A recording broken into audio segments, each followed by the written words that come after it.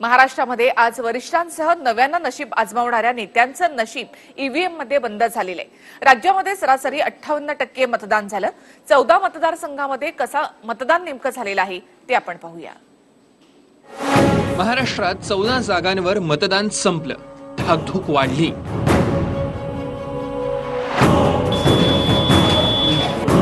दिग्गजांचं भवितव्य ईव्हीएम मध्ये बंद।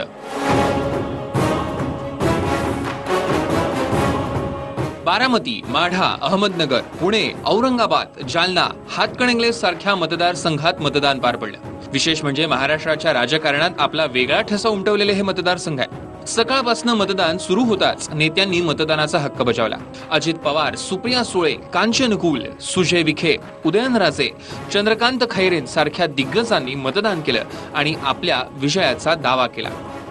सगळ्या गोष्टी होतात। जी व्यक्ती 14 इलेक्शन जिंकलेली आहे त्याच्याबद्दल बोलणं किती योग्य होतं। लहान तोंडी मोठा घास घेण्यासारखं आहे।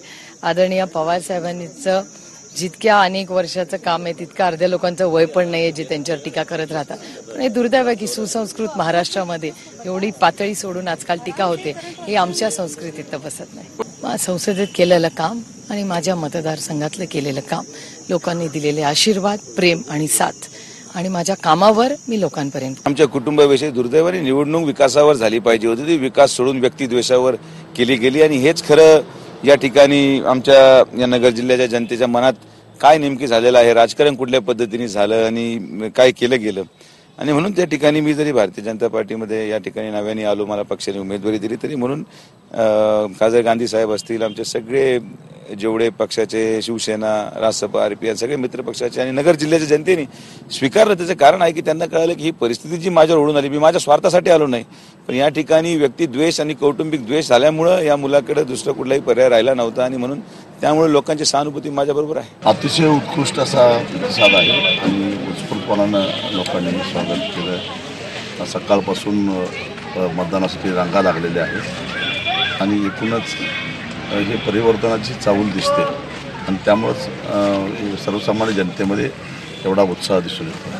आमच्या महाआघाडीच्या जवळपास 35पेक्षा जास्त जागा निश्चितच आम्ही जिंकू, कारण सर्वसामान्य लोकांच्या मनात काय आहे ते आमच्या लक्षात आलेलं आहे, आम्हाला कळलेलं आहे। त्यामुळं 48पैकी 35पेक्षा जास्त जागा आमची आघाडी जिंकली। तसं तर 14 मतदारसंघावर प्रत्येक पक्षानं आपली ताकद झोकून दिली, पण बारामतीत सुप्रिया सुळे आणि कांचन कुल, माढ्यात रणजित सिंह नाईक निंबाळकर आणि संजय शिंदे, नगरमधनं भाजपचे डॉक्टर सुजय विखे विरुद्ध राष्ट्रवादीचे संग्राम जगताप, कोल्हापुरातील आघाडीचे धनंजय महाडिक आणि युतीचे संजय मंडलिक यांच्याकडे सगळ्यांच्याच खास नजर आहे। नेत्यांप्रमाणेच मतदानासाठी लोकांमध्ये देखील उत्साह पाहायला मिळाला, मग तरुण असो, महिला की मग वयोवृद्ध। आपण डेमोक्रॅटिक कंट्रीमध्ये राहतो, त्यामुळे आपला एक हक्क असतो की आपण मतदान करावं। तर मुद्दे, एक तर फर्स्ट टाइम वोटर म्हणून कुठले मुद्दे तुझ्या डोक्यात होते? एज्युकेशन तर पहिला मुद्दा होता खूप मोठा माझ्यासाठी। Education, development. आपल्या देशामध्ये बरेचसे काही रोजगारांसाठी मुलं या ठिकाणी फिरतात, त्यांना रोजगार भेटला पाहिजे आणि जे आर्टिस्ट असतात घरगुती त्यांना पण आपल्याला हे करायला पाहिजे। तू मतदानाचा हक्क बजावला तुझा? हो। कसं वाटलं पहिल्यांदा मतदान? छान वाटलं पहिल्यांदा मतदान करून आणि सगळ्यांना, युथला सर्वांना करायला पाहिजे पहिल्या वेळेस मतदान। छान वाटलं। तुम्ही पण राष्ट्रीय करते त्यासाठी मतदान करायला पाहिजे नक्कीच। काय मुद्दे डोक्यात ठेवून गेली होती तू मतदान करायला? मतदान करायला बेरोजगारी, शिक्षणासाठी, डेव्हलपमेंट। मतदानाच्या दिवशी सेलिब्रिटींकडे खास लक्ष असतंच, त्यामुळे सेलिब्रिटी ही सकाळपासूनच घराबाहेर पडले। अभिनेता सुबोध भावे, गायत्री दातार, सलील कुलकर्णी, प्रवीण तरडे, नागराज मंजुळे आणि संस्कृती बालगुडेनं मतदानाचा हक्क बजावला।